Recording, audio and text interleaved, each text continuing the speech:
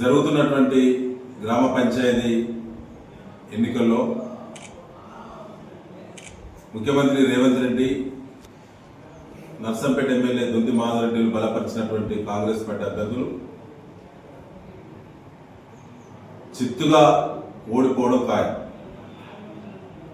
వాళ్ళు చేసినటువంటి మోసాలు, ఎన్నికల ముందు ఇచ్చినటువంటి హామీలు, అస్తవ్యస్తమైనటువంటి పాలన, అవినీతి, దందాలు, అరాచకాలు పెట్టిపోతున్నాయి. గ్రామీణ మౌలిక వసతుల కల్పనలో కాంగ్రెస్ పార్టీ ప్రభుత్వం అటర్లీ ఫ్లాప్ అయింది.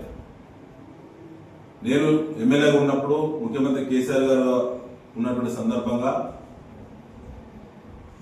చేసినటువంటి అభివృద్ధి ఇవాళ నత్తనడకలు నడుస్తా ఉన్నాయి. అప్పుడు తెచ్చినటువంటి నిధులు ఇవాళ అన్ని కూడా రద్దు చేస్తా ఉన్నారు. నిధులు, వందల కోట్ల నిధులు వెనక్కి మళ్ళీపోతా ఉన్నాయి. కాంగ్రెస్ పార్టీ ఎమ్మెల్యే సొంత అవసరాలకు ఉపయోగపడేటువంటి నిధులను మాత్రమే తన కాంట్రాక్ట్ ఏజెన్సీకి దక్కించుకొని ఇవాళ కోట్లు గడించే ప్రయత్నం చేస్తున్నారు తప్ప ఇలా గ్రామాలను పట్టించుకున్న పాపాన లేదు. ఏ గ్రామాలకు పోయినా కూడా మురికి కాలువలు, ఈగల బెడద, దోమల బెడదతో సీజనల్ వ్యాధుల ఇవాళ ప్రజలందరూ కూడా ఇబ్బందులు పడతా ఉన్నారు. ఆనాడు జరిగినటువంటి అభివృద్ధి, ఈనాడు 2 నెలల్లో జరుగుతున్న అభివృద్ధి గ్రామ పంచాయతీ ఎన్నికల్లో పోల్చుకొని సరైన తీర్పు ఇవ్వాలని, బీఆర్ఎస్ తోటి అభివృద్ధి సాధ్యమని, ఆనాడు చేసినటువంటి అభివృద్ధి ఒకసారి కాంక్షిస్తూ ఆపిన పనులు, రద్దు చేసిన పనులు, కాంగ్రెస్ పార్టీ వచ్చిన తర్వాత జరుగుతున్నటువంటి నిధులు వెనక్కి మళ్లించేటువంటి కుట్రలు అన్ని కూడా విశ్లేషించి ప్రజలు బీఆర్ఎస్ అభ్యర్థులను, బీఆర్ఎస్ పార్టీ బలపరిచిన అభ్యర్థులను గెలిపించాలని కోరుతున్నాం.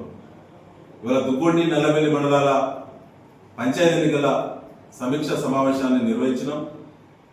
అద్భుతమైనటువంటి ప్యానల్స్ పెడతాం. అవినీతి లేనటువంటి పాలన అందించేటువంటి ప్యానల్స్ బీఆర్ఎస్ పార్టీ పెట్టబోతున్నది. ఇప్పటికీ కాంగ్రెస్ పార్టీకి అభ్యర్థుల కొరత ఉన్నది. అనేక గ్రామాల్లో వారికి అభ్యర్థులు దొరికే అవకాశమే లేదు. బీసీలకు 42% రిజర్వేషన్ ఇస్తుందని చెప్పి ఇవాళ 17% ఇచ్చి బీసీల గొంతు కోసింది కాంగ్రెస్ పార్టీ, మోసం చేసింది. ఇలా బీసీల ఓట్లను అడిగేటువంటి నైతికత కోల్పోయింది కాంగ్రెస్ పార్టీ. కాబట్టి ఇవాళ నర్సంపేట నియోజకవర్గంలో చర్చ జరుగుతున్నది. ఎవరు ఆనాడు ప్రజల మధ్యలో ఉన్నారు, ఇవాళ ఎవరు ప్రజలను వదిలిపెట్టి కాంట్రాక్టులకు ప్రాధాన్యత ఇస్తున్నారని చెప్పి చర్చ జరుగుతున్నది. జిల్లా ఆసుపత్రి తీసుకొస్తే సామాన్యుడికి వైద్యం ఇవాళ అందించే పరిస్థితులు లేదు కాంగ్రెస్ పార్టీ. ఆనాడు 100 కోట్ల రూపాయలు తీసుకొచ్చి వైద్యం అందుబాటులో తీసుకొచ్చినాం.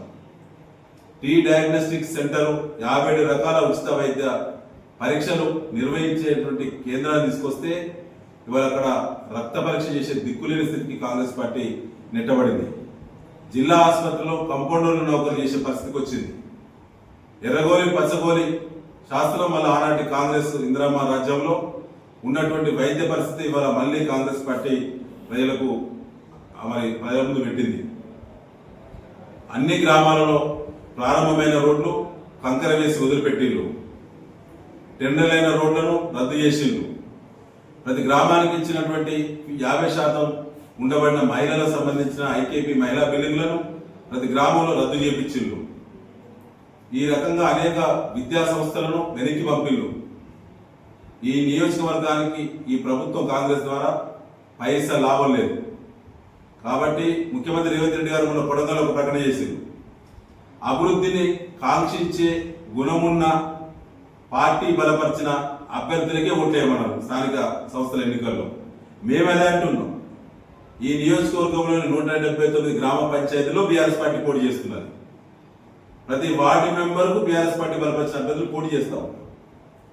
మీ గ్రామ పంచాయతీ పరిధిలో ఏ పార్టీ ఎక్కువ అభివృద్ధి చేసిందో, అభివృద్ధి స్వభావం ఉన్నటువంటి పార్టీ ఏ పార్టీలో ఆ పార్టీని గెలిపించమని మేము అడుగుతున్నాం.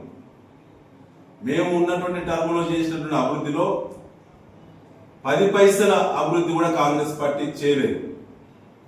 ఎమ్మెల్యే సొంత గ్రామం అమీనాబాద్ కోట్ల రూపాయలు పెట్టి అభివృద్ధి చేస్తున్నారు.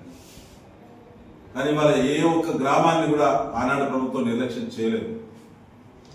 కొనసాగుతున్న పనులను రద్దు చేయడం అనేది ఎమ్మెల్యే లెటర్ ప్యాడ్ మీద రికమెండ్ చేసి వందల కోట్ల రూపాయలు రద్దు చేయడం అనేదే శోచనీయం.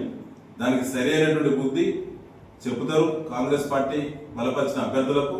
మేము కాంగ్రెస్ పార్టీ అభ్యర్థులతో చెప్తున్నాం, ముఖ్యమంత్రి రేవంత్ రెడ్డి ఎమ్మెల్యే మాధవ్ రెడ్డి చేసినటువంటి అబద్ధపు ప్రచారాలు వాళ్ళు గద్దెనెక్కి, కానీ వాళ్ళ ప్రజలు ఆగ్రహంగా ఉన్నారు, రైతులు మరీ ఆగ్రహంగా ఉన్నారు.